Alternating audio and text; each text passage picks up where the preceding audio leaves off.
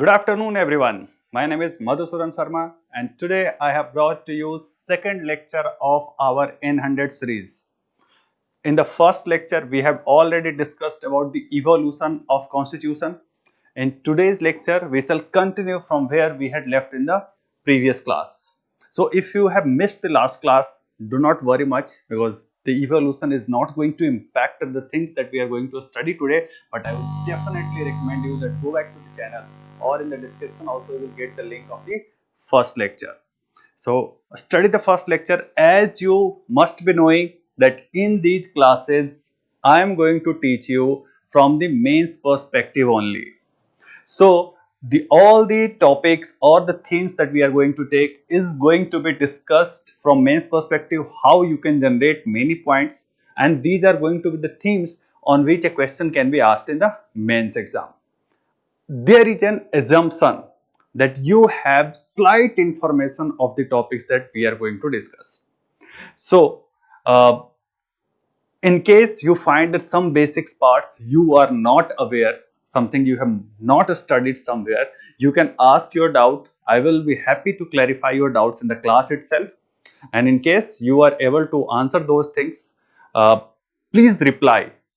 I will be asking those basic concepts before I build on any theme. I will be asking those questions. I would request you that attend this class in live using your laptop or desktop, so that in real time you could reply to my queries, you could ask your doubts. See, only when your doubts are clear, you can write a very good answer in the mains exam. Okay, so let's start the today's class. In the last class, we had studied about preamble, and the first thing that we were studying was the nature of the state that our preamble declares. Like, the nature of the state, preamble very clearly says that India is going to be sovereign, socialist, secular, democratic republic. The first thing we have already studied, sovereign. With regard to sovereign, I have also discussed that whether India joining Commonwealth of Nations is going to impact its sovereignty or not. Whether the multilateral institutions which are there, they are impacting the sovereignty of our country or any country for that matter. Okay, so in mains they are not going to ask what sovereignty means. This is something which is going to be asked in prelims, so we have studied that as well. Now we shall move to the second term in the nature of the state, that is socialist. So what does socialist mean in our preamble? So socialist is in context of capitalist. Originally there was the capitalism. In response to capitalism, socialism came. These details we study in society or in economy. But you must have studied that socialism means and capitalism. Let me brief you what is this socialism and capitalism. So in nutshell, these two terms are differentiated on the basis of who owns the means of production. Means of production. Means of production means industries, means fields, property, using which you can produce something. So who is the owner? In case of capitalism, it is the private individual who can own the means of production, whereas socialism says that it should be public, society, or on behalf of public and society, government should be owning the means of production. So if the companies, factories, etc. are owned by the government, we call such system as socialist system. Okay, now in India, can you give me some example how means of productions are owned? Since, see, it is fact that our constitution says that we are socialist, so we are socialist, there is no doubt about it. Now you have to first justify. The question can be asked that how the word socialist in our preamble is justified. So you have to give them how it is justified. So first feature of socialism is that means of productions are owned by the government. So you will have to give the examples. Can you give me some example of means of production being owned by the government? Satish Kumar, if you are online, please reply, or anyone can reply to it. Do replies. See, the benefit of replying is that sometimes you might not be thinking 100% correct. It could be 80% correct, 50% correct. So that remaining part would be clarified if you say whatever you are thinking. So first thing is social ownership over property and means of production. Example, you can give PSUs like IOCL, BPCL. These are owning the refineries. NTPC. These are the big PSUs. Major productions. They are involved in production of oil and major core industries. Or in fact, after independence, before LPG reforms, all the core industries were exclusively reserved for the public sector. So yes, this shows that India is a socialist country. But see, socialism does not end here. This is how socialism works. But the end objective is that there should not be inequality in the society. Okay, there should not be poverty in the society. There should not be hunger. And how it is going to happen? Only with redistributive policy. Redistributive means obviously in natural course of action, when an economy will progress, few people will earn more, they would be richer than the others. This is naturally going to happen, but we want that there should be minimum inequality. So what we will have to do, take money from the person who is at the top and give it to those who are in the bottom. Okay, this is called redistributive policies. Can you give me some example of redistributive policies? For example, progressive taxation. In income tax, those who are earning up to rupees 7.5 lakhs, they are exempted from income tax. Then first there is 10%. If income increases further, 20%. If it increases further, 30%. So in this way, progressively, as your income increases, more of your income is taxed by the government, and then government spend this money on poor people, those who are living at the bottom of the pyramid. This is called redistributive policy. So this example you have to give. And then the government will provide various essential needs: health, education, food supply, distribution, etc. We have plenty of its example in India, like PDS, National Food Security. We have Ayushman Bharat.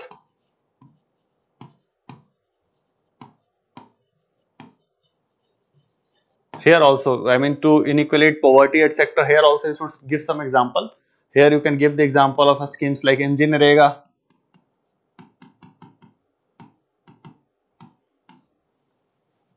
So see, these are the core 4 features of socialism. And if a question is asked whether India is a socialist country, you can say that all these 4 features are present in India. So yes, the word socialist in our constitution is justified. Is it clear? Do you have any doubt? If the question is whether the word socialist in Indian constitution is justified, you will first say the socialism will have these 4 features, and for every feature you will say that yes, India has those features in our economy. Okay. Then the next doubt that is raised is that after LPG reforms in 1992, LPG stands for liberalization, privatization. Now, liberalization, privatization, it is saying, privatization by the name itself is saying that private sector should be allowed to flourish. So, if private sector is being allowed to flourish, it means there is private ownership of means and production that we are going to encourage. So if we are encouraging private ownership of means of production, it means we are moving towards capitalism. And as we are moving towards capitalism, definitely we are moving away from socialism. So now the next question is that it asked is that whether after LPG reforms, India continued to be a socialist country, or after LPG reforms, the word socialism is justified in our constitution? I hope you understand the context of the question. The context of the question is that LPG reforms have all those elements which are synonymous with capitalism, which is away from socialism. So whether the word socialist in our constitution is still justified or not. See, all the examples that I have given to you is present example. So the same answer that you had written in the first part is also applicable in the second question. Social ownership, eliminate inequality, MG Narega, progressive taxation, uh, this PDS, NFS, Ayushman Bharat, PSUs, IOCL, all these examples are current example. So yes, you can say that all those socialism features are there in current economic context as well. Yes. However, along with these social features, I mean, if you look at the first feature specifically, social ownership of means of production, property and production, this is, now we are moving more towards private ownership. The current policy of the government is that government has no business to be in business. It should be the private sector which should be doing the business. Okay, the current policy is government has no business to be in business. Wherever private sector is not effective or private sector is not present adequately, there only the government would be active. So government would be limiting its business activities. This is now the government policy. Government would limit its business activity.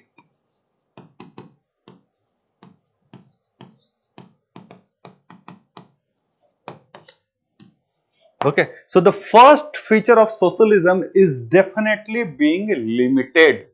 However, the other three features are still with the government. So, in this context, it is said, I hope you have written it. If you have not been able to write, take a screenshot or you can ask me, I can wait for you.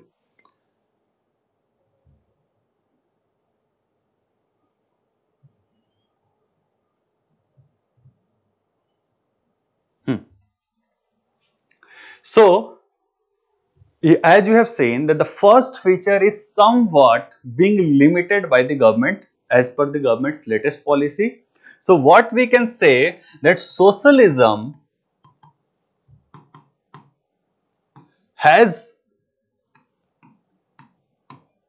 a component of ends, that is goal,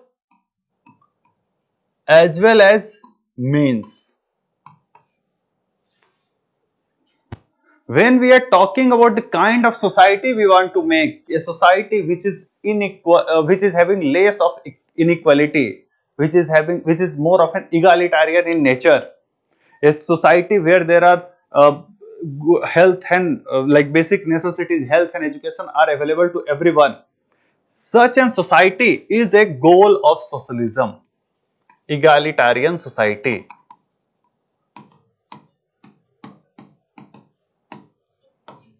Okay, whereas the means of socialism is public ownership. Like it was earlier believed that by public ownership we can do the redistribution, we can avoid the concentration of wealth. So before LPG reforms, our means as well as ends both were socialist in nature. You can write it down. Before LPG reforms,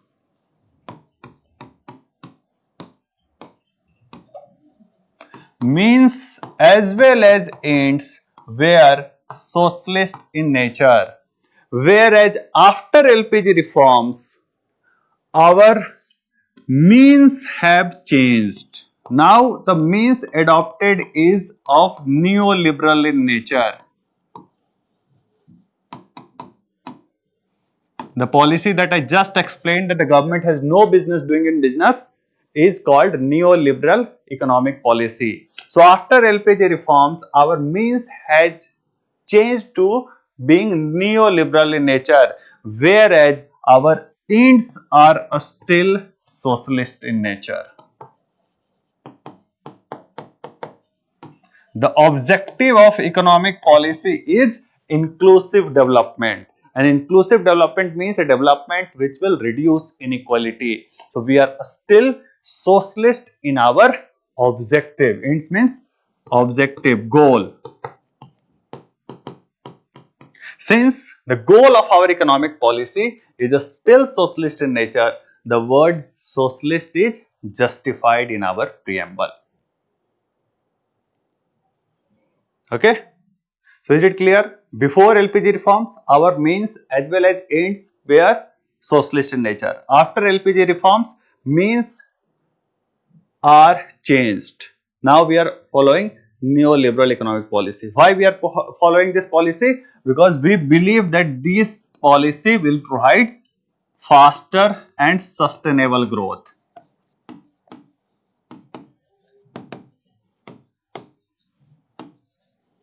It is being believed that, see, first you got to have money. Only then, only if you have money, you can distribute it among the poor.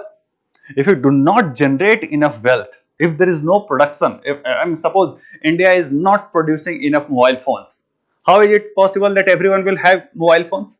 So first you got to make sure that we have mobile phone in our country, and then we can have subsidy and all such mechanism through which we can distribute mobile phone to everyone. Okay, I mean, mobile phone is not that appropriate an example. Like education, you can take the example. First, we should make sure that there are enough people interested in teaching to the people. There are enough quality colleges, etc. So for that you need wealth, and once you have the wealth, then you can make sure that this education is available free of cost to everyone. Okay. So now it is being believed that we need to change the means to be a neoliberal society, and ends remains the same. The goal of the government is to make a society which is egalitarian, which is having less of inequality. Is it clear? If you have any doubt, please let me know.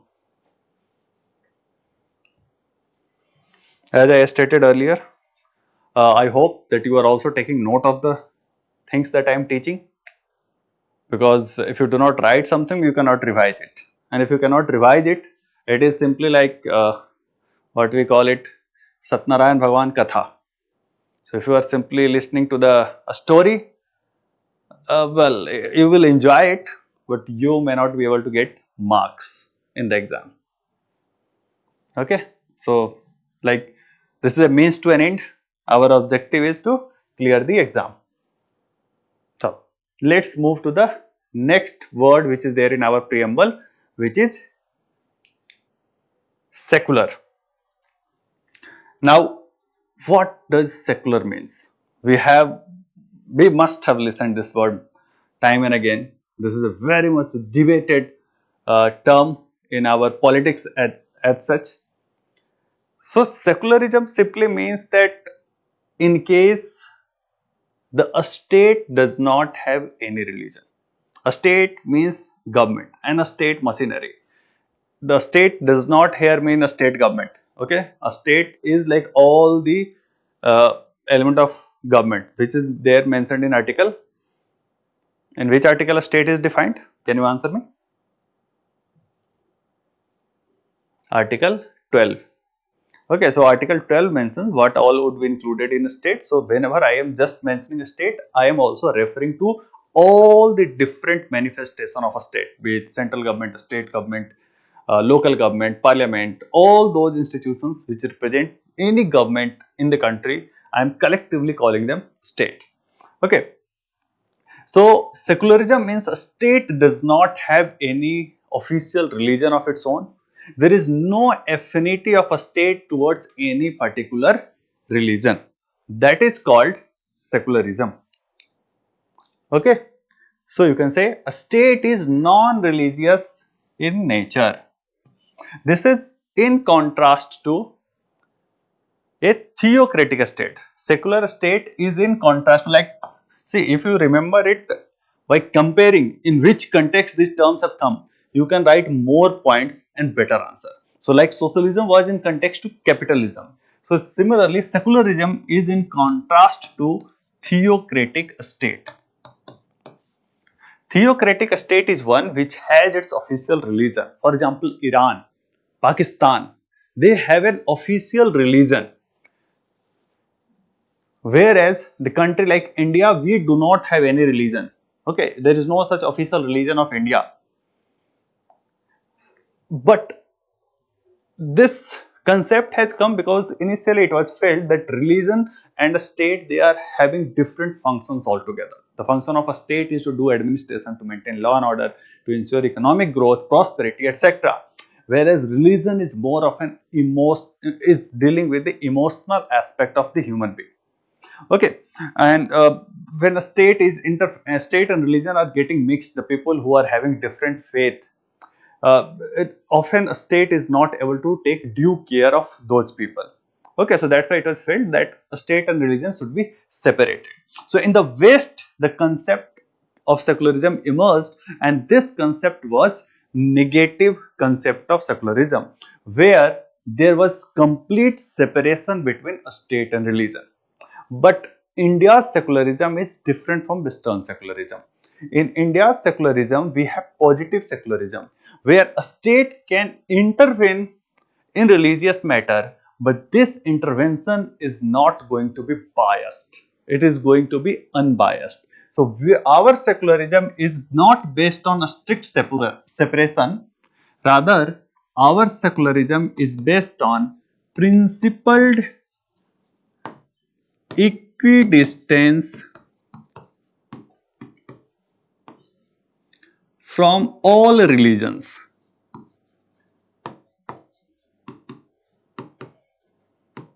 So we are saying that no religion is a state religion. All religions are equal in the eyes of the state. That is called Indian secularism or positive secularism. So we are maintaining equal distance from each religion, but if need be, a state can be involved with religion. Okay, so here a simple question can be asked: what is the difference between Indian secularism and Western secularism? As I have told you earlier, in Indian secularism, there is no complete separation between a state and religion. Whereas in Western secularism, there is complete separation between religion and a state. This we call as positive intervention, whereas in West, there is no intervention. Okay. Positive intervention means wherever required. It's not that there is some religious functionary who is part of the state. I mean, in India, you do not have someone who is like a priest of a temple, or someone who is father of a church, or something like Pope is also part of the Council of Ministers. There is no such system. Okay, so as such, a state does not have any representation of religious head of our country, of any religion in our country. But if required, a state can intervene in religious matter as well. Okay, we shall see how. Like in public policy, religious classification or religion can be a matter. Okay, for example, a state can intervene in the name of religious reform, or what you can say, social reform. Can we give some recent example of social reform which has been done by the state? Yes. Triple talaq. Triple talaq was banned.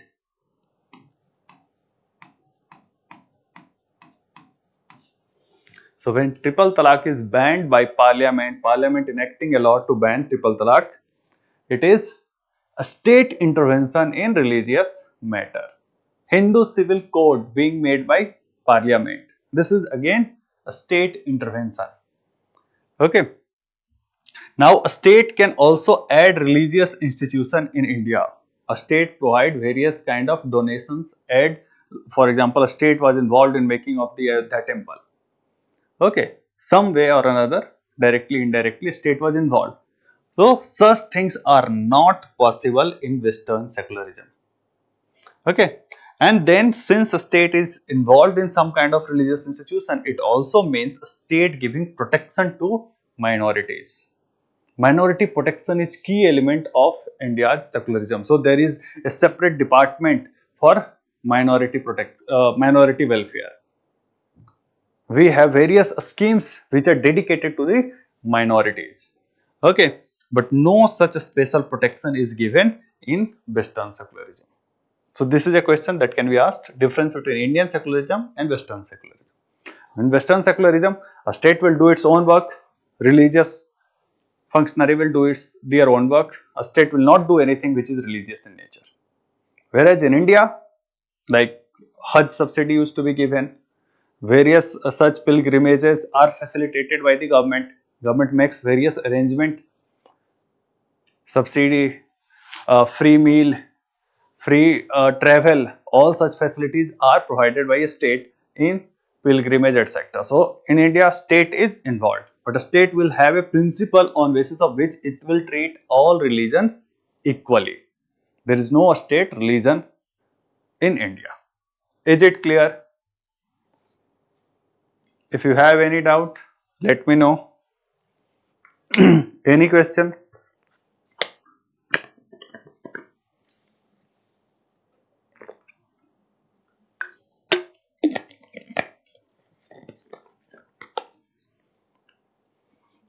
Let's move ahead.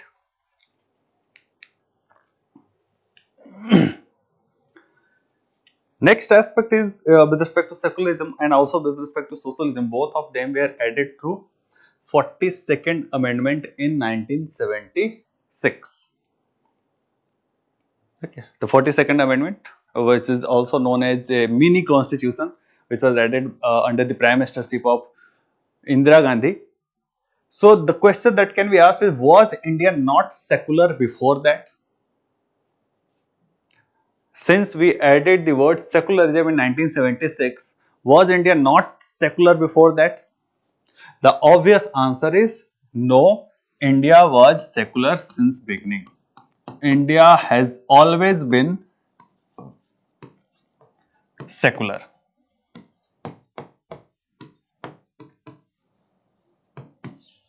You will have to justify it. Now justification is safe. Like how, I mean, it's not that the constitution's articles were changed in 1976 to make Indian constitution secular.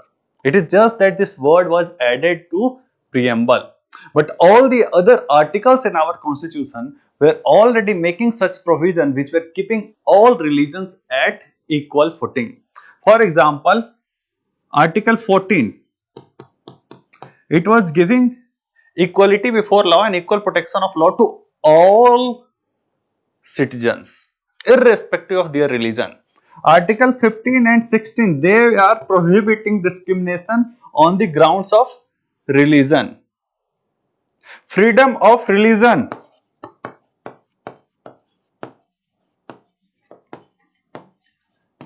Freedom of religion is explicitly saying that everyone will have freedom to profess, practice, propagate the religion of their choice. In fact, there were also minority rights in our constitution which were giving protection to the minority community to maintain their culture, to maintain their own educational institutes.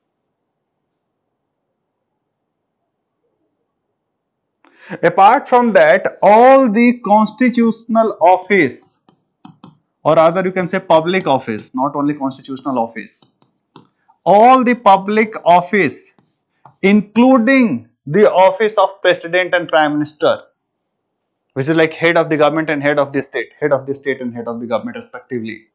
All public office were open to people of all religion, open to all.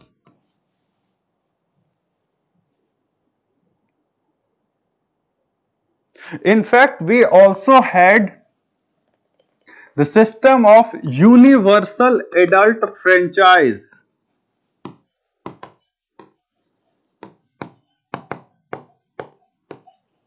whereby everyone who is above 18 years of age was eligible to cast vote in election, irrespective of the religion. So since first, India is a democracy. In that democracy, everyone has the right to vote, irrespective of the religion, equal right to vote.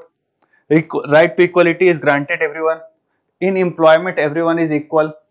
In public office, everyone is equal. Every office is open to all. Like in Pakistan, you cannot be president of Pakistan if you are not practicing Islam. Okay, so no such thing. In fact, the minority, usually in a country, minorities are often afraid in a theocratic state. In a secular state, whether you are a small community or a big community, it doesn't matter. The constitution gives you equal protection. So special protection was given to the minorities in terms of minority rights. So you can say that very clearly the constitution was secular in nature since beginning, since its inception in 1950. There is no doubt about it that India has always been a secular country. Is it clear? So you have to write all these articles, etc. Explain them in 2-3 words. These are the 5-6 points that you will write to say that India was secular since beginning. Okay, but it was just made explicit through the 42nd Constitution Amendment. Now, one more aspect that can be asked about secularism is, what are the challenges to Indian secularism?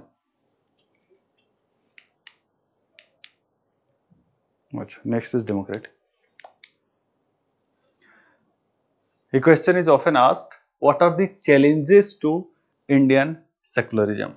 So see, challenges to Indian secularism is or are emerging wherever some majoritarian activity is happening, wherever minorities are threatened, wherever religion is becoming an issue in public discourse, or wherever secular activities are being impacted by religion. Can you give some example where secularism is being challenged? I am not going much in detail because see, secularism is also a chapter in your society. So when we are going to discuss society, that society teacher will also discuss you secularism and all those things. But I will very briefly tell you, I am just giving you the guiding principle how you can write an answer, because the question can be asked in polity as well. One aspect is from constitutional point of view. Another aspect that can be added to it is, what are the challenges to secularism in our country? So challenges to secularism, you have to look at the practical aspect. Practically, how a state is not able to maintain its neutral character. Okay. So first of all, think systematically. A state is not able to maintain its neutral character. So first of all, a state formation. Let's look at the state formation. For state formation, there would be election. In election, if someone is asking vote in the name of religion,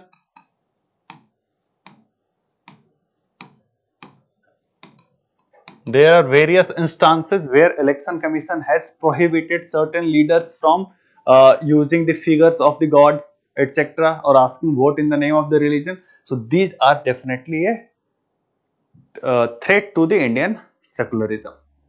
Next, like, it's not only that people are asking vote in the name of religion, the religion is becoming an issue.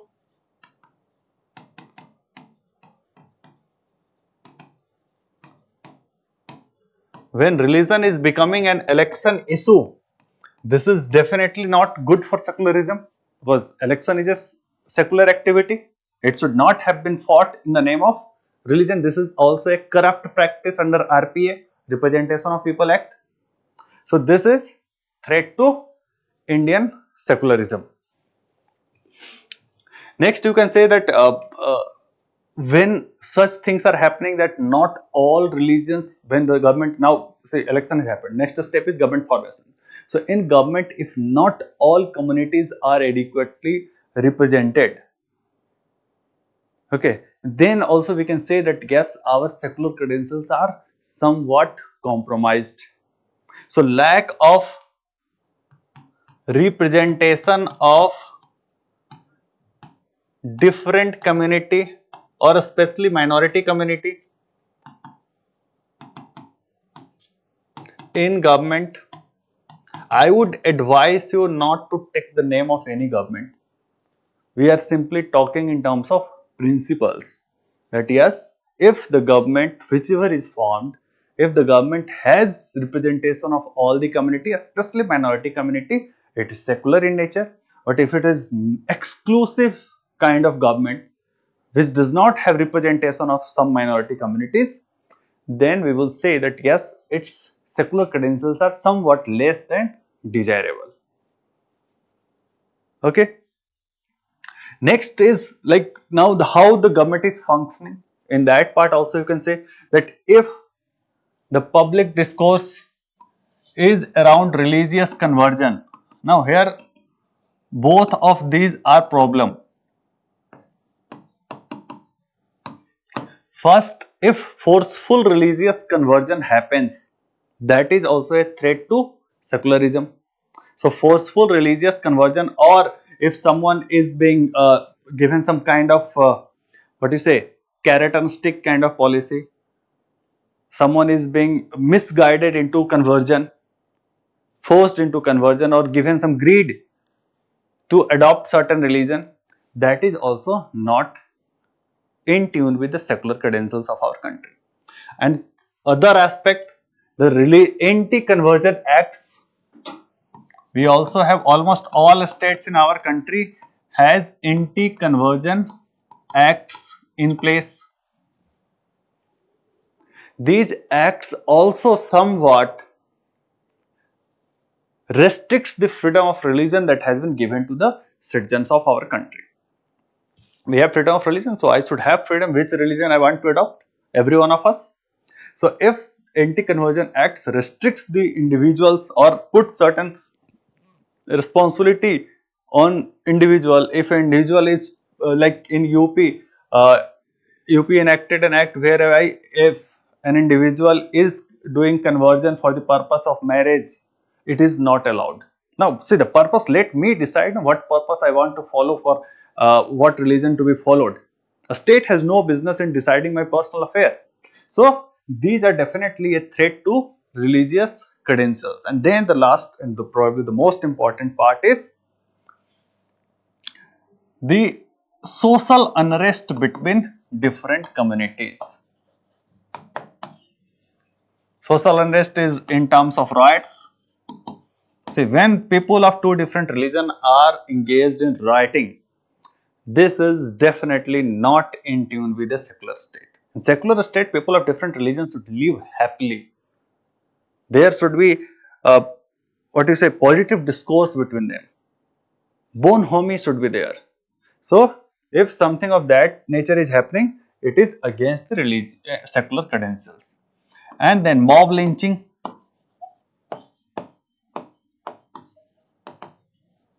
This is also not good for a secular country. Okay. And one more aspect which goes against the Indian secular credentials, that is I am writing here, that is different personal law.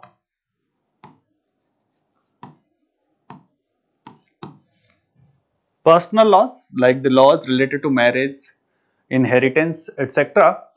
They are different communities have different personal law. There is separate Muslim personal law, there is Hindu civil code, different personal law of Parsis. So different communities are being governed by their separate personal law. This means that the law is different for different religion. This is also not in tune with the secular credentials of our country. Okay, so these are the challenges to our secular credentials. This different personal law, this aspect we shall again discuss when we are going to study Uniform Civil Code. So, Uniform Civil Code we shall study along with freedom of religion. So, there I will discuss in detail whether we should have Uniform Civil Code or not have Uniform Civil Code. That's all that we are going to cover about secularism. If you have any doubt, please ask it through the comment section. Later on, if you are watching the recorded video, then also you can put it in the comment section. I would be happy to reply each of your doubts.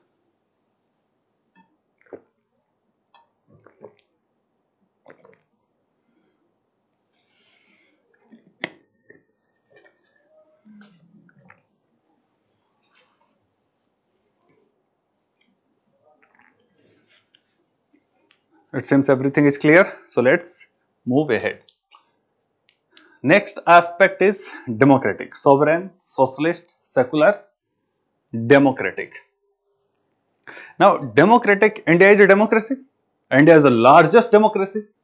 So, naturally, there is not much of a doubt about India's democratic credentials, and much of it we are going to study again in the election chapter. When in election, like whenever the debate comes whether India is a democracy or not, good democracy, bad democracy, a question often is asked that India is a democracy, very good on paper, or rather India is a very good procedural democracy, but not a substantive democracy. So, all these questions we are going to answer in the topic of election, because when we have studied the criminalization of politics and various other problems with the election, to formulate the point related to democratic credentials of the country, it would be easy for us.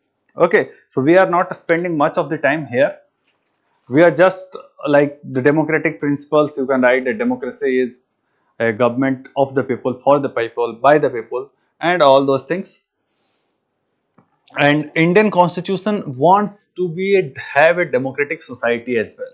So that's why it gives to its people liberty, equality, and fraternity. Which are the objective of our constitution. So we shall discuss about democracy again in the topic of election. Next is republic. What is republic? Can any one of you answer it? What is meant by republic?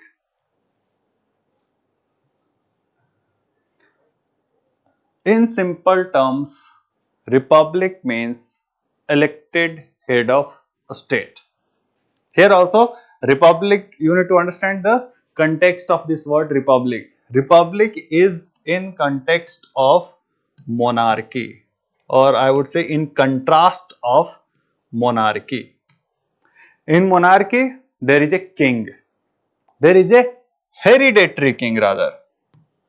So, who will be the head of the state is decided by who is going to take birth in that family. Like the way we have in England. There is a family and anyone born in that family can only be the head of the state. Whereas in India, the head of the state is elected. So, this is the meaning of a republic, head of the state being elected. In other words, it also signifies that public office is open to all class of people. There is no such aristocratic class which can only hold any of the public offices. All the public offices are open to all the people. So now a question can come that it is only about the head of the state, but since the head of the state is open for all, it means all the offices are open to all. Okay. However, republic has a wider connotation as well.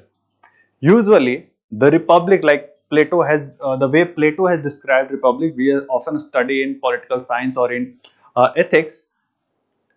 He did not distinguish much between republic and democracy. Okay, but that's not true in today's context. In today's context, we see, or rather in polity, for the limited understanding of polity, the way we are seeing, like democracy is a larger set. England is a democracy but not a republic. Whereas India is a, I mean, so one part of democracy, there are democracies, few are republic, India, USA, etc. Few are constitutional monarchy.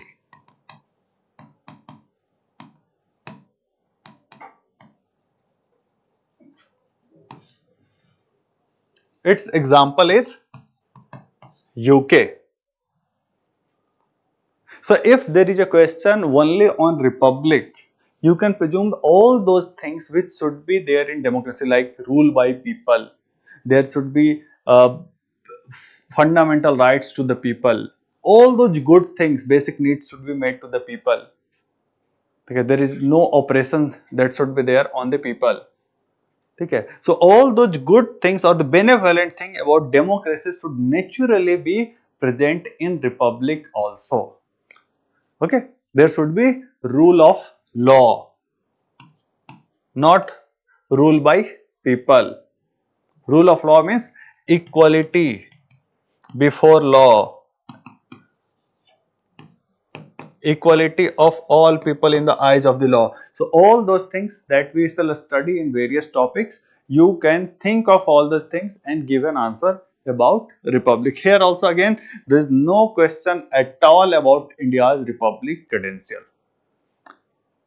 Okay, even if someone like raises question that whether the various prime ministers of India have belonged to one particular family, they have constantly subjected themselves to election, people have elected them in a due democratic process, so it is in no way contravention or raising any doubt to India's republic credentials. Okay, is it clear? That's all. I do not expect much bigger question. This is also like republic means supreme power to people. Supreme power should be with people, not any particular individual. That is the meaning of republic. Now let's move to the objective of the state. What are the different objectives of a state as declared in our preamble? So preamble says that it should be the objective of our state to provide justice, and justice should not only be political, rather there are three kind of justice in prelims, which is, this is a very common question that is asked: social, economic and political.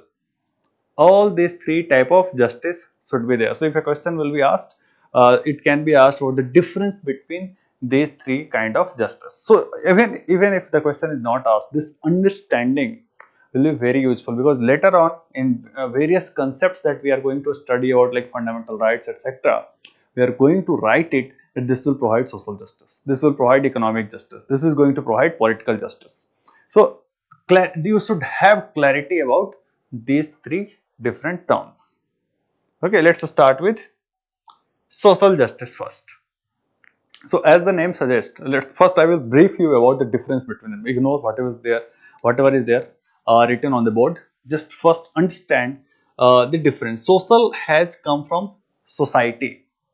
So if the different sections of the society, like caste, religion, women, so these are the different sections in which our society is divided. So if there is, and justice means, in nutshell, if I have to ask you, justice means fairness. If things are fair between different sections of society, that we would call as social justice.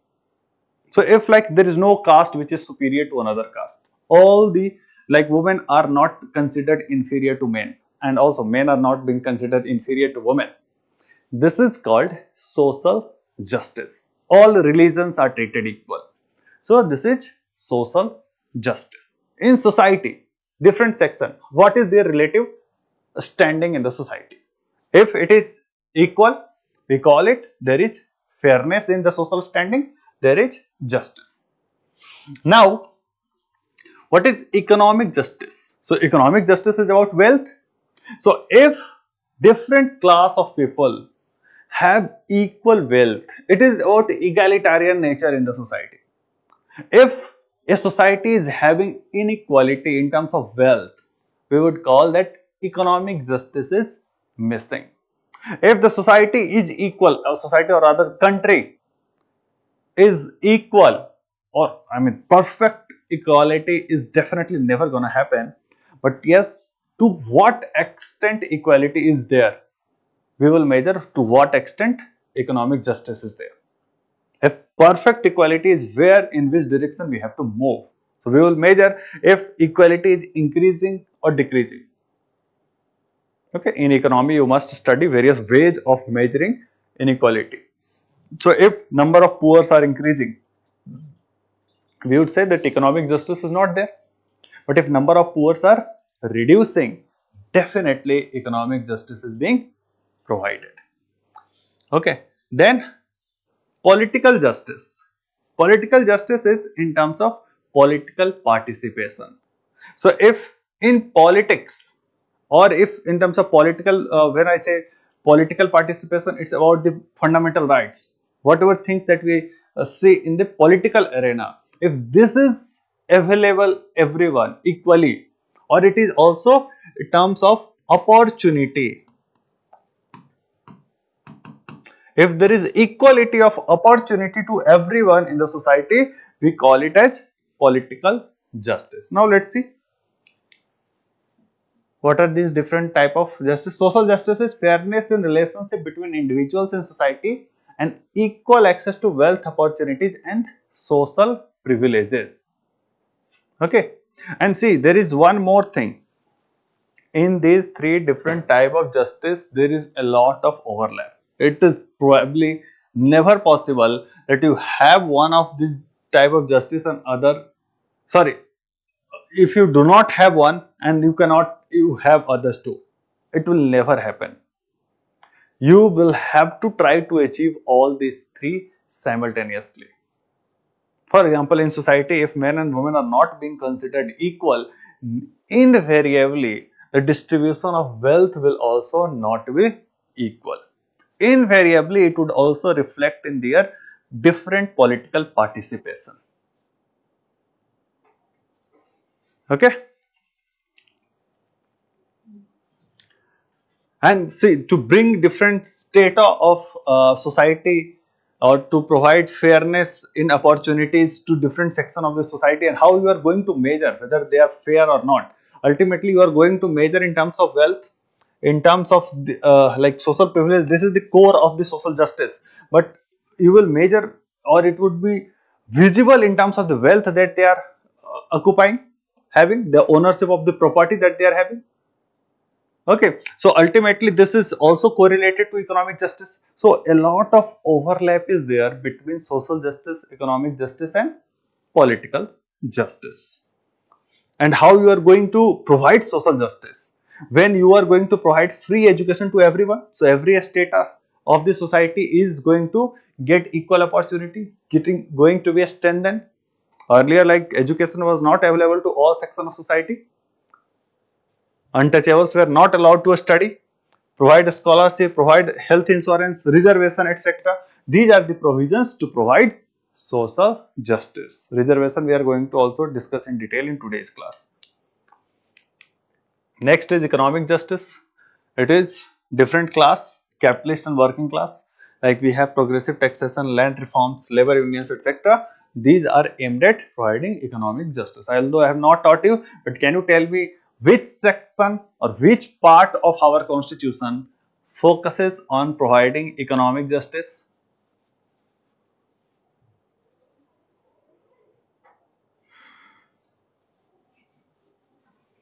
It is part 4, that is DPSP,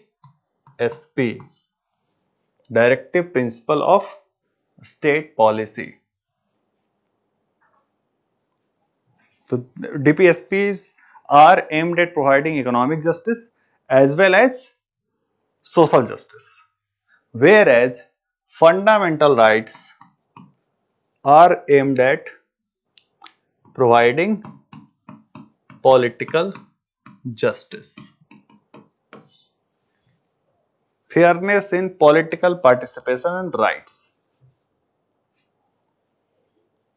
Okay, for example, we provide reservation of constituencies in Lok Sabha and Assembly election, so that there is fairness, there is participation of all sections of society in our democracy. We provide right to equality to all citizens of our country. We provide right to freedom of religion. All those examples you can take through which we are providing political justice in our country.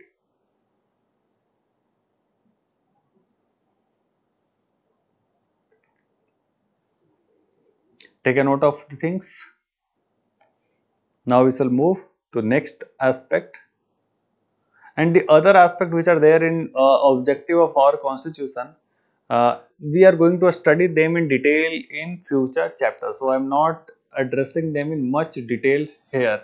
Like liberty, when we are going to study the freedom, right to freedom, we will discuss liberty in more detail. What are the different type of questions that are being asked in recent times. So this is something more relevant for prelims, not much relevant for mains. Not expected questions have not been asked in the recent times. Okay.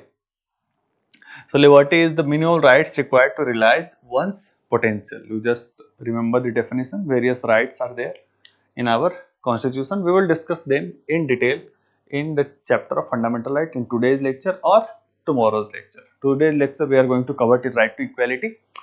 In tomorrow's lecture we are going to cover the right to freedom.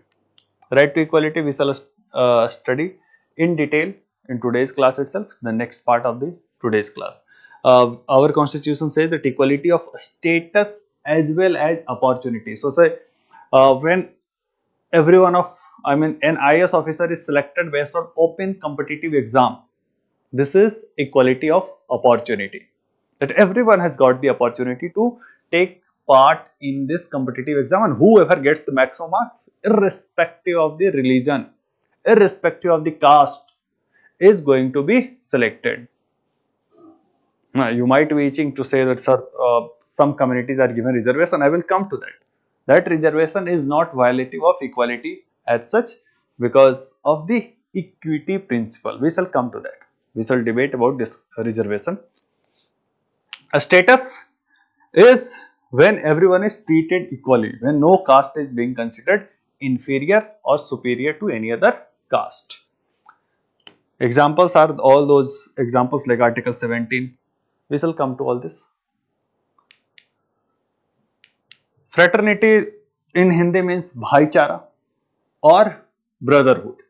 When people are living together with bonhomie, they are treating each other as their siblings.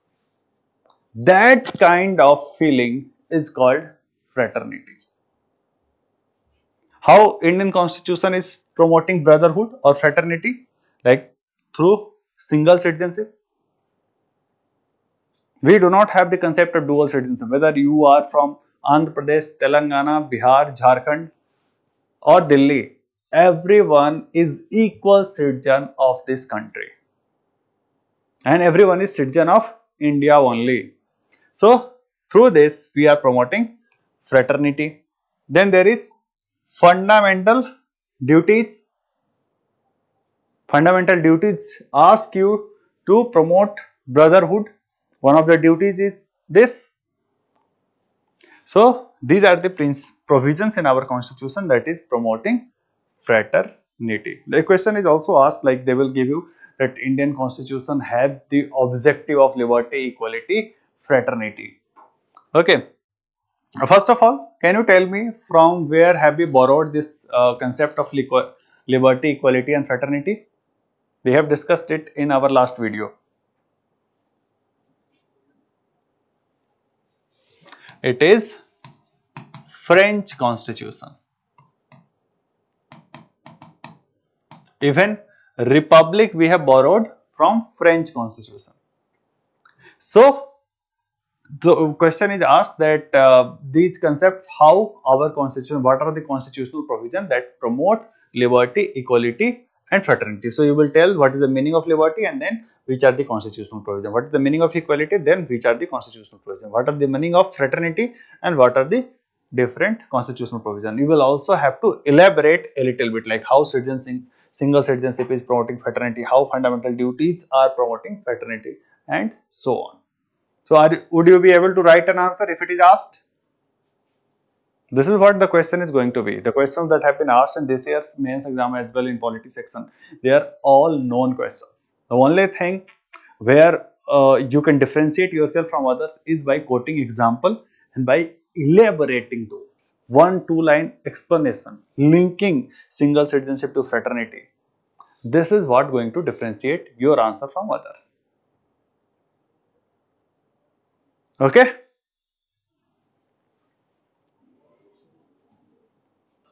Now let's move to next part. Like this is all that we have to study about preambles. Other part of the preamble, like preamble has a date, all those things that we have discussed in the last video. You can watch that video. This is where we conclude the preamble, and now we are going to start the fundamental rights. So first, some basic tidbits kind of information I will ask you. You simply give me the answer. Where do we have the fundamental rights mentioned in our constitution? Yes, you are right. Part 3. What are the article range from where to where the fundamental rights are there, or rather what are the articles mentioned in part 3 of our constitution? It starts from 12 to 35. So these are the articles that are there in part 3, and part 3 is named as fundamental rights. I hope all of you have opened the constitution.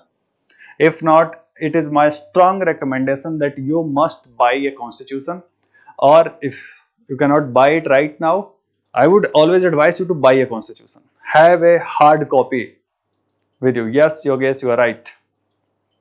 So, Yogesh, are you late in today's class?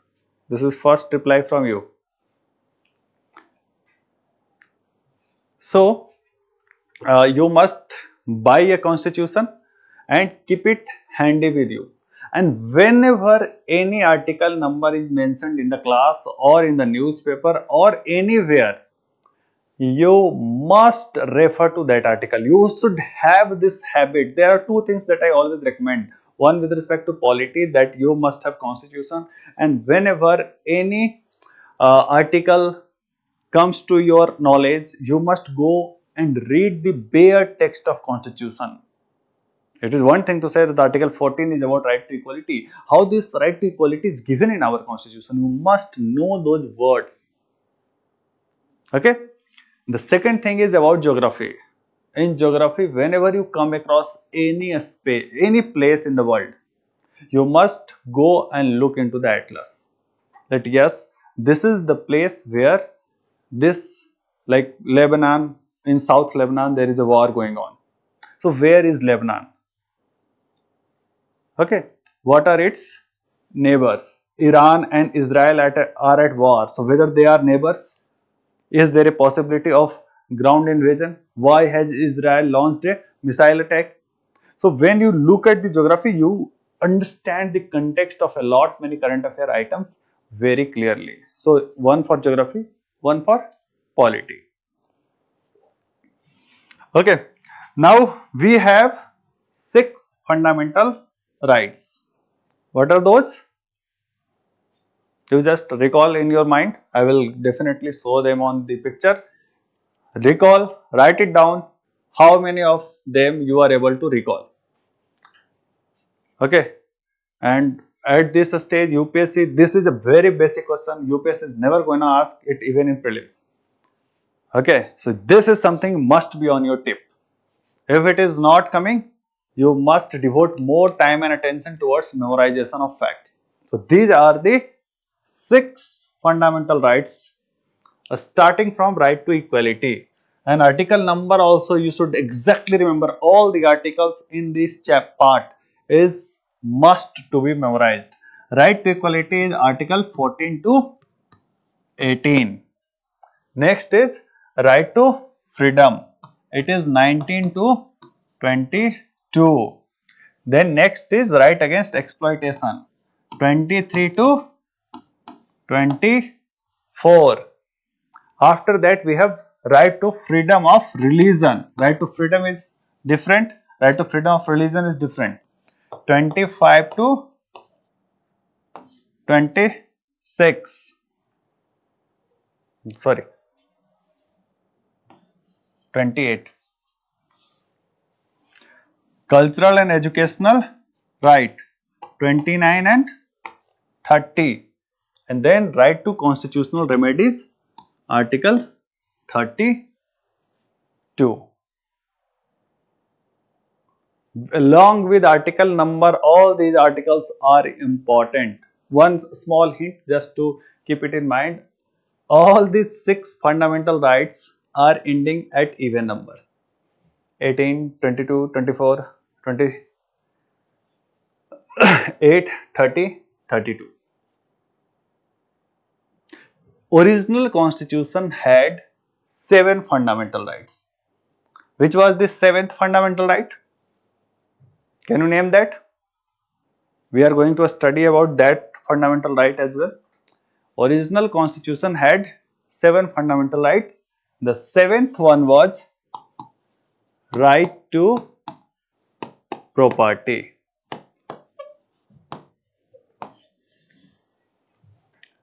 It was removed from this part 3 list of fundamental rights by 44th Constitution Amendment Act. So 44th Constitution Amendment Act, it happened in 1978. It removed right to property and made it a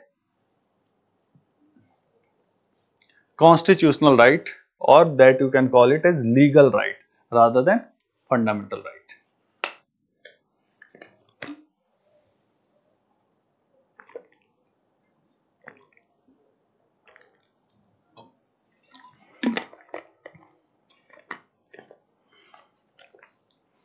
Yes, so yes, you are right. Now see, we are not going to just study the different fundamental rights. One important question which is asked is, what are the features of fundamental right?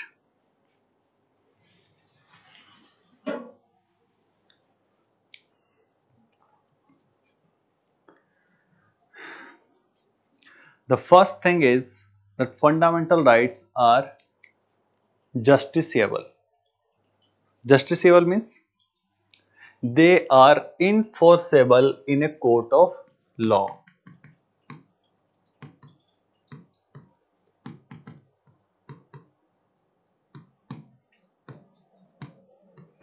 So in case your fundamental rights are violated, someone takes away, yes you are right, article 300A. So in case your fundamental rights are violated, you can go to the court. Where can you go to the court?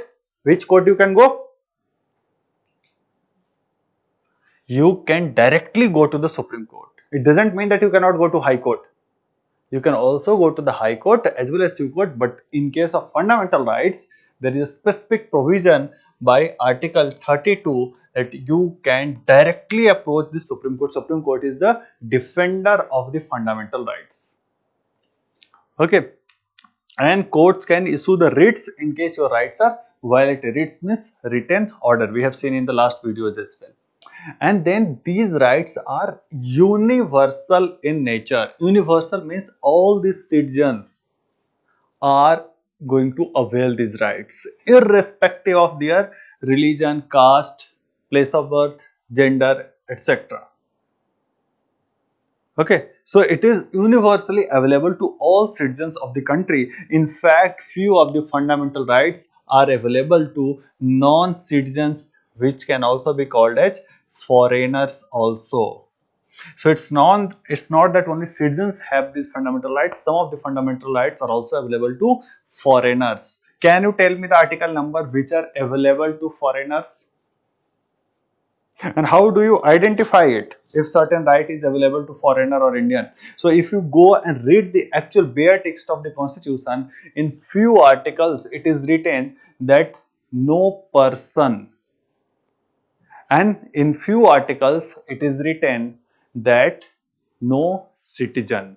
So if an article mentions citizen, it means it is only available to citizens, whereas if an article mentions person, it means it is available to non-citizens as well. For example, article 14, it mentions person. A state shall not deny, okay, to any person within the territory of India equality before law and equal protection of law. Okay, so article 14 and article 20 to 28, these are the articles which are available to citizens as well as non-citizens, whereas other fundamental rights are easy to remember is article 19, like freedom of speech and expression is cannot be available to foreigners. You cannot say that people from Pakistan will come to India and they will say whatever they want to say. This is definitely not going to be allowed. Okay, so that's why some rights are available to only citizens, some are available to citizens as well as non-citizens. Then the fundamental rights are negative as well as positive obligation on state. Most of the fundamental rights are negative obligation on state. Negative obligation means they put limit on the state. We have studied constitutionalism. There we have seen the fundamental rights limits the power of the government, puts limit on the government. How? Because they are negatively worded. You can also write it, they are negatively worded, restricts the state. Like article 14 only, a state shall not deny. A state shall not deny means a state shall not do something. Equality before law and equal protection of law. A state shall not discriminate. So, a state is not allowed to do something. It means it is a negative obligation. Positive obligation means when a state is ordered to do something. Can you give me some example, Yogesh, of positive obligation of state? Which is that fundamental right which provides positive obligation on the state? For example, right to education. Article 21A. It instructs a state to provide free and compulsory education to all children. So here a state is being given duty to do something, that is positive obligation. So negative obligation is not to do something. Positive obligation is to do something. You must have examples. See, with all these points, a question can be directly what are the features of fundamental rights in our constitution. All the points that you are going to write must be substantiated with example of a fundamental right. No. Yogesh, right to detention is also not empowering. That article is putting limit on the power of the state, that you cannot detain someone beyond this much time without the approval of the magistrate. You will have to provide these things. So that is also a negative obligation. That is also limiting the power of the state, because the state could have power to detain anyone. Positive obligation is something which is positive things to be done to the people. Okay, like right to education, that education is to be provided. Now citizens, if they are not being provided with the, you can see something like this, something is to be given to the citizen, that is positive obligation. To get that, citizen can go to the court. Like to get detained, citizen will not go to the court, right? So that is not positive obligation, that is also a negative obligation. Is it clear, Yogesh? That's why you should keep asking doubts, or rather keep giving answers as well. Next is, fundamental rights are mostly against the state but they are also available against non-state actors. So like the example that we have taken here, 14, 22, 20, all these are available against a state. But which are those fundamental rights that are also available against non-state actors? Can you give some example?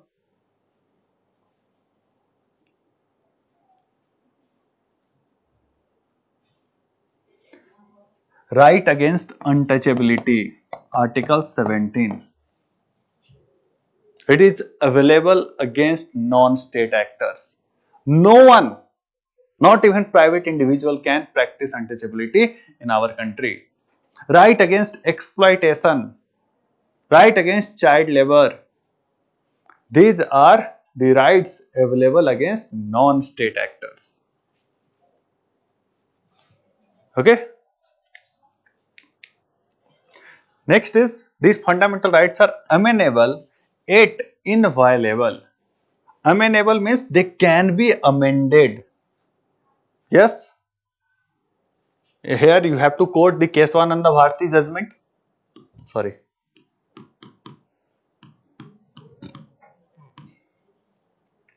Keswananda Bharati judgment in 1973.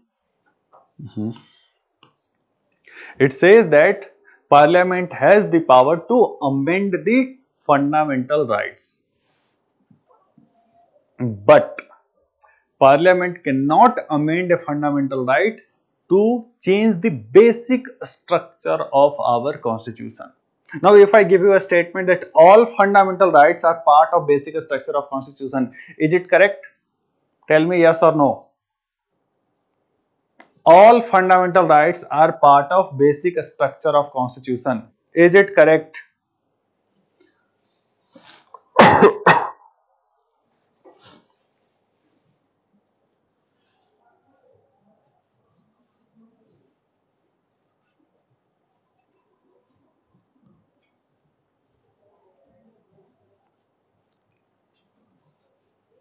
Answer is no. Not all fundamental rights are part of basic structure of constitution. Article 14, 19, 21, they are part of basic structure of constitution. Not all fundamental rights are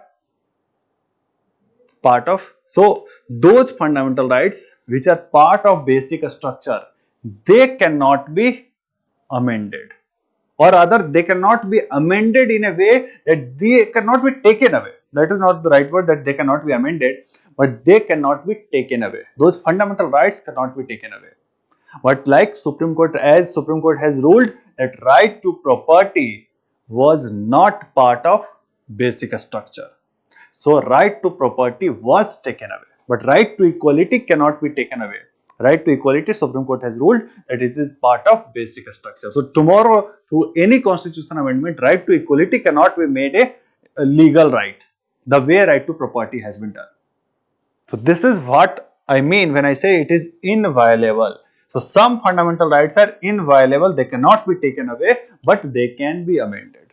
Like today we are saying that no one shall be discriminated on the basis of religion, race, caste, place of birth. Tomorrow some other criteria can be added to this. So it can be changed. Some scope of change is there. Like in Article 19, some changes had been done through very first constitution amendment. More reasonable restrictions have been added to that. So we cannot say that it cannot be amended. It can be amended, but it cannot be taken away. Clear? 14, 19, 21, Yogesh.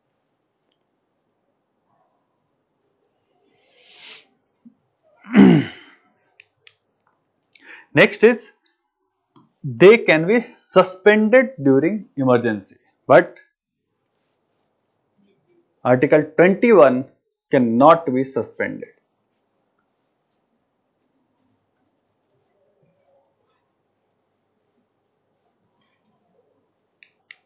Next is, they are not absolute.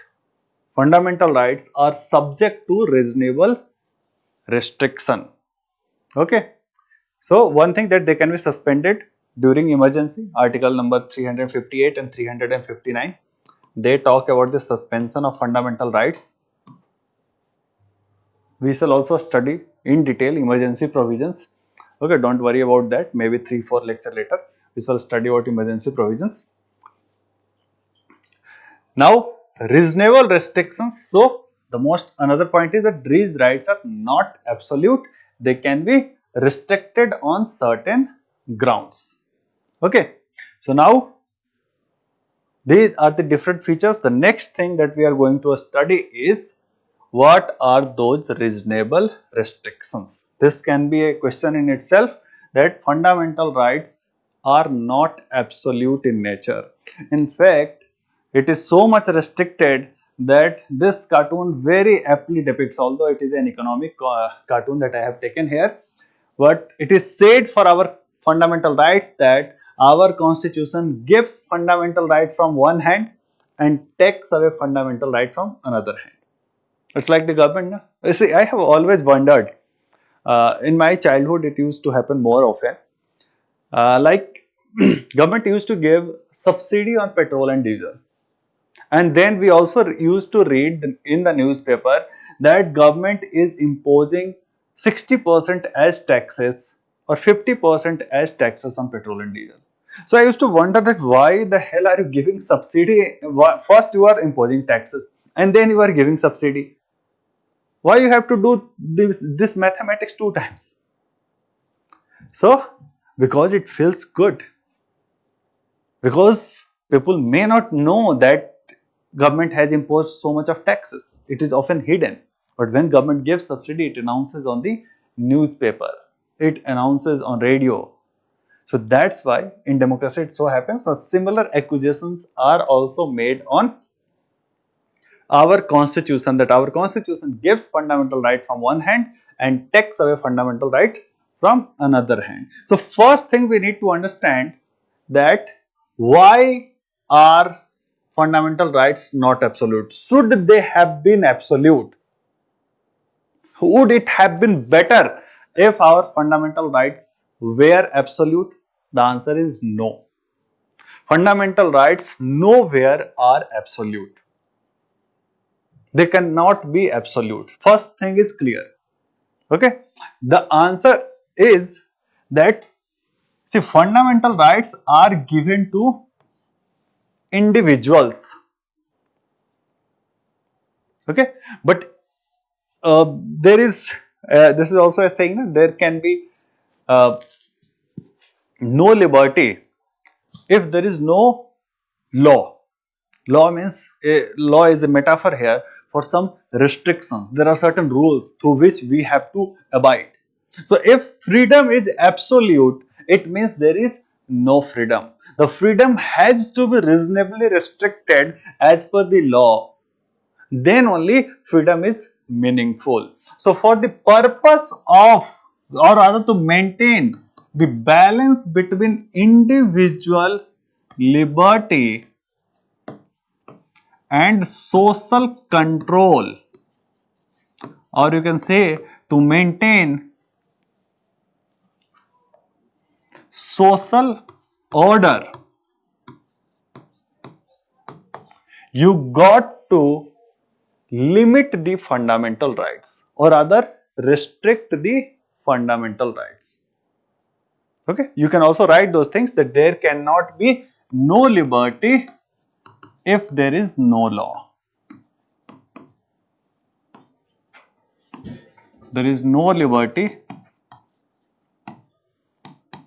if there is no law.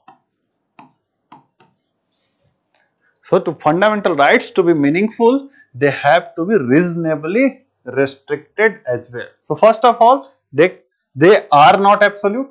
Second, they should not be absolute. We need to also know what are the grounds on which they can be restricted. We have to make answer also. Na?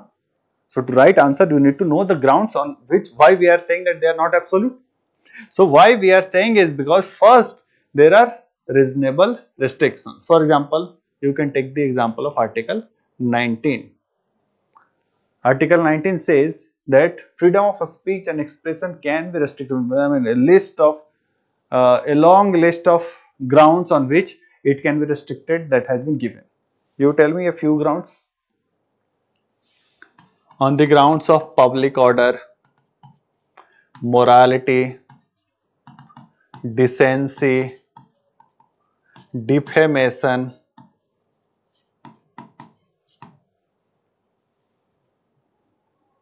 etc. So there are various grounds on which it can be restricted.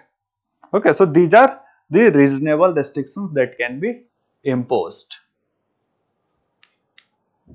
Second is that fundamental rights have exceptions. Like almost all the fundamental rights, this is what justifies this cartoon, that in one hand, like article 15(1) will give you certain rights, right to equality, yes, hate speech, so or other promoting enmity between the communities is not allowed. Now exceptions is like article 15 will say that no one shall be discriminated on the basis of race, sorry, state shall not discriminate among its citizens on the basis of religion, race, caste, gender, place of birth. Okay.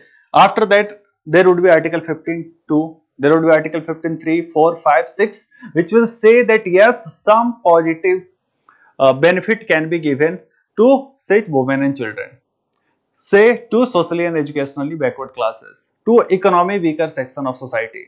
So there are exceptions to all the fundamental rights. You can say, for example, article, not all, to most of the fundamental rights like article 15, 16. There are few fundamental rights which have no exceptions, like right against untouchability. There is no exception at all. This is an absolute fundamental right.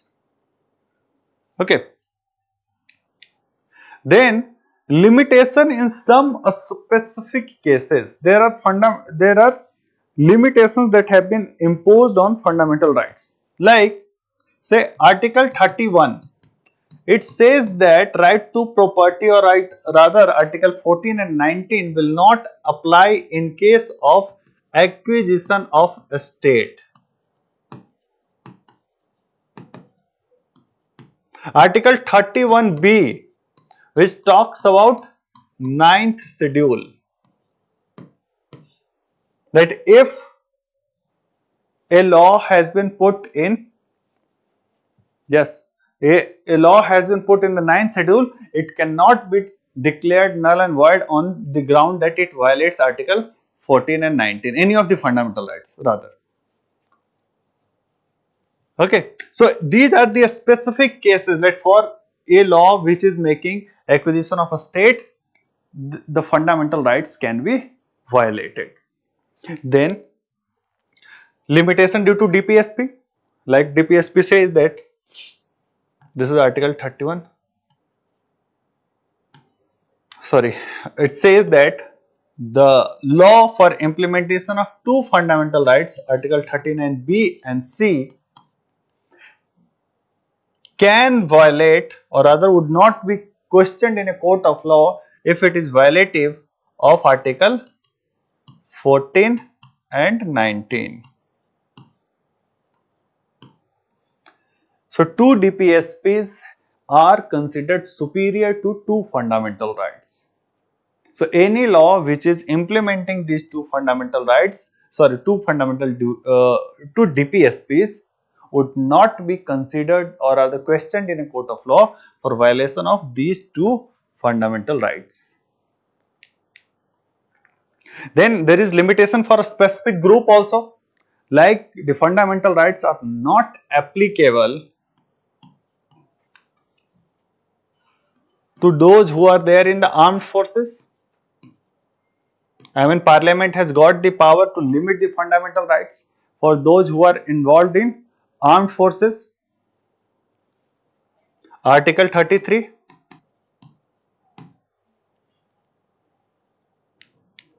And then limitation under certain circumstances. For example, when there is emergency in our country. So in case of emergency, fundamental rights can be restricted. In case of martial law, fundamental rights can be restricted. Article 34.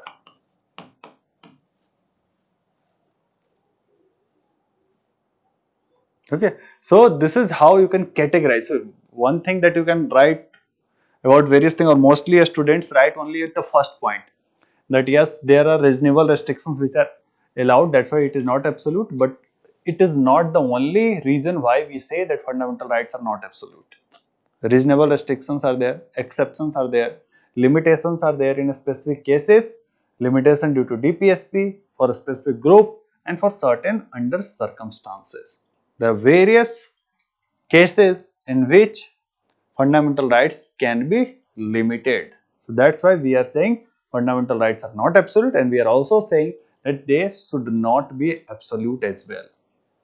But yes, as the first point says, that the restrictions or limitations must always be reasonable. What is this reasonable? How we will say, or who will decide what is reasonable and what is not reasonable? So ultimately, obviously, it is the Supreme Court which is the final arbiter in this case. The Supreme Court says that a restriction would be considered reasonable if a restriction would be considered reasonable if first there should be means end correlation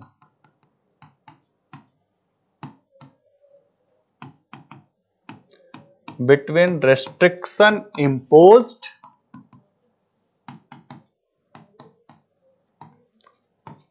and its objective.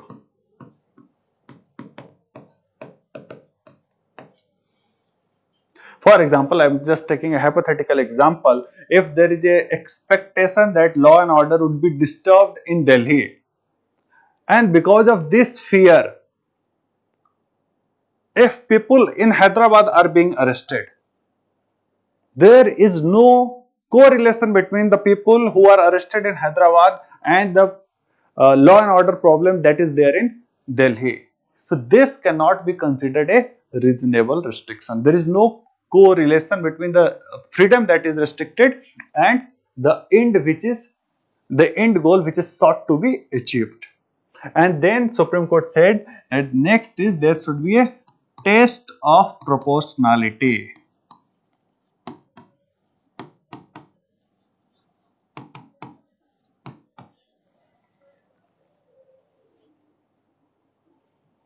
Whatever be the minimum restriction required to achieve that goal, only that should be imposed. It should not be that you should not use disproportionate force. For example, if people were doing a peaceful protest, you cannot use fire on them. People are peacefully protesting, you want them to relocate, you will issue orders, you will peacefully ask them to leave the particular place, you can use barricading, etc. You can use lathi charge, soft force at max. You cannot open fire against them. You cannot do something like Jallianwala Bagh. So there has to be a test of proportionality, whether the restrictions are proportional to the objective which was to be sought. Then we are going to say that yes, the restrictions are reasonable. Apart from that, there is third thing also, there has to be a law empowering restriction. So fundamental rights cannot be restricted by the government without having a legal backing. There has to be a legal backing, only then fundamental rights can be restricted. Clear? You have taken note of it.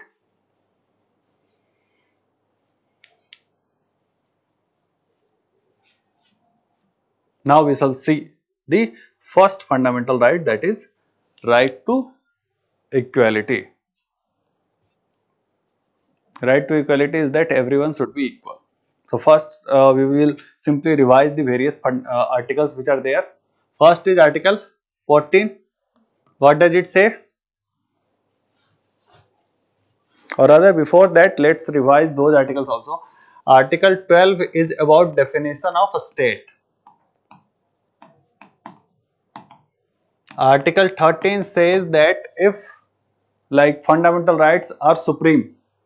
In nutshell, it says that if there is any law which violates any of the fundamental rights, that law would be null and void to the extent of violation. Okay. Here it also says the meaning of law. Then Article 14 says that there shall be equality before law.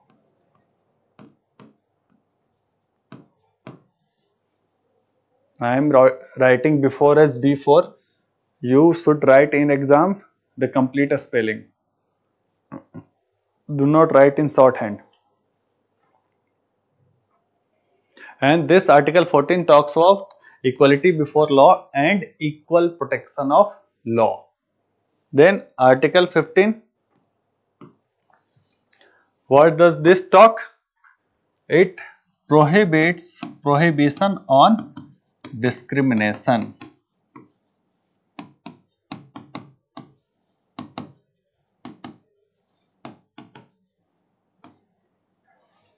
Article 16 talks of prohibition on discrimination, or rather equality of opportunity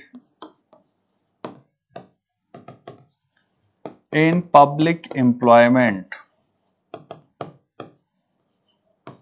Article 17 we have just discussed, abolition of untouchability.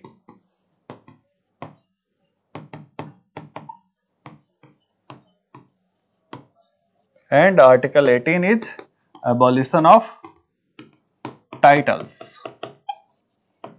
These are the articles from 14 to 18 that are included in the part right to equality. Yes.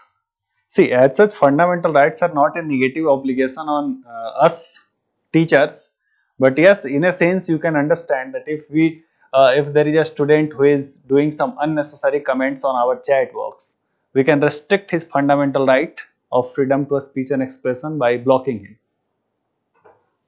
So, your fundamental rights are not absolute.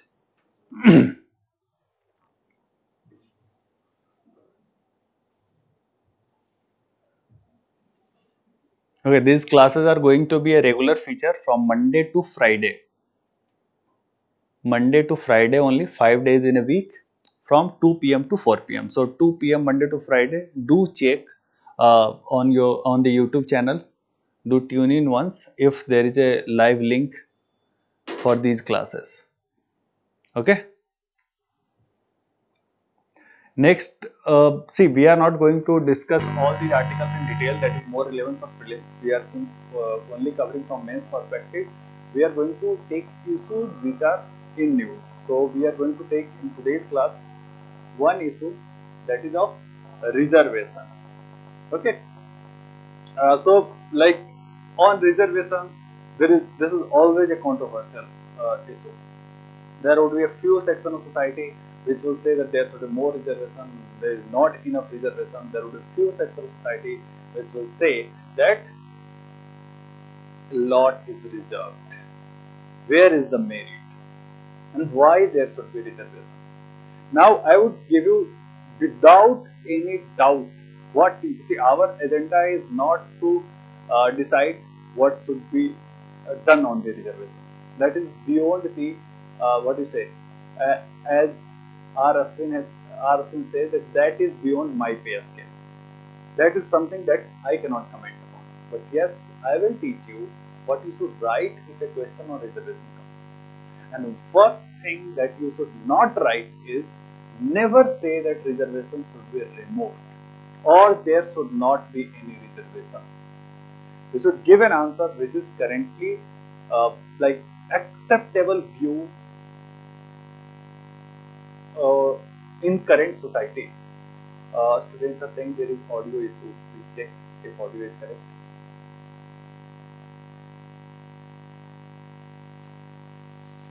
Is audio not clear? What's the issue? Yeah, so first thing that I was saying is that you should never write that reservation should be removed. What you can tell about that there is some need of improvement. Okay, so what not right is clear. You must always keep it in mind. Next, we are going to debate. We must know the arguments from both the sides. That those who are arguing in favor of reservation, what are their rationale? Those who are arguing against reservation, what are their rationale? So let's first see what are the arguments in favor. Would you like to give some argument? Not audible. Students are saying it is not audible.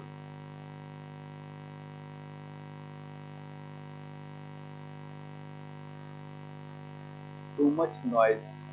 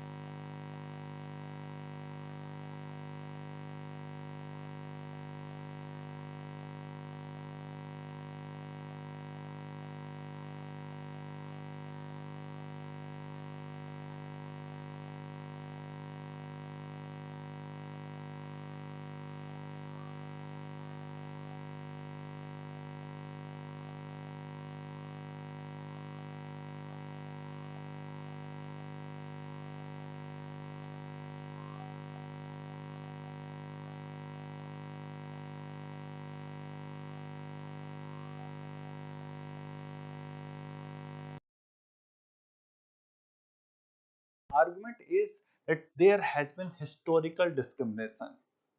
Like there were few sections of society who were not allowed to study in the past. So definitely they need to be pushed, or other reservation is implementing something called equity principle. So since in a race, everyone, it is not audible. Students are still saying it is not audible. No, Yogesh, you may refresh it because my team is saying that it is audible. So please refresh the video once. Maybe there might be some problem on your side.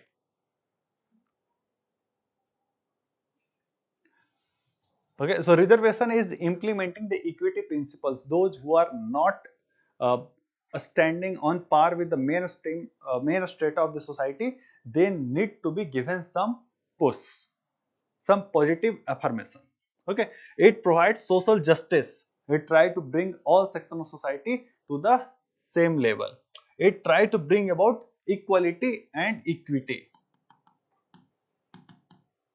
It provides empowerment, social empowerment, economic empowerment. Since you are giving reservation to the people in employment, it is also going to give them economic income. So it is going to provide economic empowerment. When you are giving reservation in elections, it is also providing them political empowerment. So social empowerment is definitely there. It is going to make development inclusive because all sections of society will benefit from the development. Everyone would be there in the job, and not only from the job. There is one more argument which is given uh, in terms of how reservation benefits. See, the common sense suggests that if you are not having a student, sorry, if you are not selecting a candidate who is scoring the maximum marks in an open competitive exam, probably you are compromising on the merit. So the efficiency of the administration will go down. But see, the public administration, they have done their research and they have found out that when you make any bureaucracy representative, ultimately the goal of the bureaucracy, see, the goal or objective of the bureaucracy is social welfare. Welfare is the largest objective of the society. So who is to be who should be the benefit of this welfare schemes or any program, etc.? It is that state of the society which is not well off. And in case of open competitive exam, if we do not have representation, usually we will not have any representation from that section of society. So see, this is the dichotomy which is gonna happen. The bureaucracy, which is supposed to, this is how our society is there. There are a lot of poor and not so well off people at the bottom of the pyramid. There are few people who are very rich at the top of the pyramid. Most of those, in case of open competitive exam only, without any reservation, etc., there are chances that most of the people will come from this top strata. But the objective of bureaucracy is to work for these people. There are chances that the policies, or that it has been found that the policies which are made, which were implemented, they were not practical, they were not connected with the ground reality. So here the representative bureaucracy, it was found that is more efficient because it has representation from this section of the society, all these sections from the society. So that's why the program and policies implemented by them were more practical, grounded in nature, and they were more efficient. So like the way, there is normal bell curve in economics or everywhere, we mostly observe that usually something of this happens. Initially, when you increase something, efficiency increases, but there is always a maxima beyond which efficiency starts going down. This is called inverted bell curve. This is something which is commonly found with respect to everything. Like initially development will happen, there will be more of pollution, but after certain level of development, pollution will start going down. Kuznets curve, which we know. Okay, so similar thing has been found with reservation also. If you increase reservation initially, the efficiency increases. It has been found that representative bureaucracy is more efficient than non-representative bureaucracy. I am talking of bureaucracy. But after a certain level, if you simply select people on the basis of reservation, you are just bothered about representation, not bothered about merit, it will compromise the efficiency. So obviously there is certain level at which maximum efficiency would be achieved. Now what is this certain level? That is a matter of debate. It has to be found for every society, and that is not easy to find. But yes, in principle, representative bureaucracy is more efficient. Why? Because it brings about experiences from different strata of society, especially that strata for which it has to work more. Clear? So these are the arguments in favor. There are certain arguments against it, like it is against the merit system.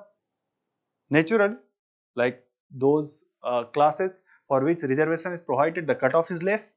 So there is common sense which suggests that those people who are less meritorious, they are being selected to the system. Now it affects quality and efficiency. It will affect the quality as well as efficiency because less meritorious people are being selected. It also stigmatizes and prejudice. You will always see this is something which practically happens in the government machinery, that those people who belongs to reserved category, they are being seen as less competent, less meritorious. Although they might not be the case, they might be equally competent. It is one thing to do good in a written exam, UPSC which is conducting, but it is not the same thing to perform in the job. In the job, the person could be equally competent. Just because someone has got 10 marks more or less, it doesn't mean that he will not perform equally good in the actual duty. Okay, but this prejudice or stigmatization continues in the job also. Then currently we are providing reservation mostly on the ground of caste. It is caste. But backwardness is not necessarily linked to the caste. Backwardness could be on various other criteria and mostly economic criteria. And there is class among caste also. Among every caste, there is one affluent class which has developed, which we can call it as creamy layer. So it's not that a class or a caste is a homogeneous group. All the caste has developed few, because see, reservation is in implementation, especially among SC ST, since 1950 only. So for such a long time when reservation is there, definitely few people have benefited, few families have benefited, few caste have benefited more than the other caste. So now that the caste is no more a homogeneous category. And the last point is that it is antithetical to the criteria of a casteless society. Normally, we would expect, or rather we say, that we should move towards a casteless society where caste should not be a primary matter of debate, but or the caste identity should not be uh, give matter of public discourse. But if you are giving reservation on the basis, or if you are giving employment, if you are giving admission to colleges on the basis of reservation, the caste is going to be written large on everyone's face. Everyone has to show his or her caste to be getting admission, to get the admission. So the casteless society is not possible till the time you are having reservation. So now we have seen both sides of the argument. I will simply quickly repeat the first point. Historical discrimination is historically few section of the society, especially scheduled caste, they were not allowed education. So to offset that discrimination, to bring them on the mainstream, we need to give them a push. And to offset that historical discrimination, we should provide them affirmative action in the form of reservation. Okay. So now what is going to be the way forward, that we are going to see in the next video tomorrow. So do tune in tomorrow 2 p.m. We shall know more about the way forward for our reservation, and also we shall move towards right to freedom and other fundamental rights. How did you learn from this class? Whether this video was useful for you, how much useful? If you have any suggestion, do let me know through the comment section. I will definitely reply and incorporate whatever be your demands, need, etc. And if you have liked this video, liked this class, do tell me through the comment section. It boosts my morale as well. Okay, so all the best. See you tomorrow, 2 p.m. Thank you. Have a nice day.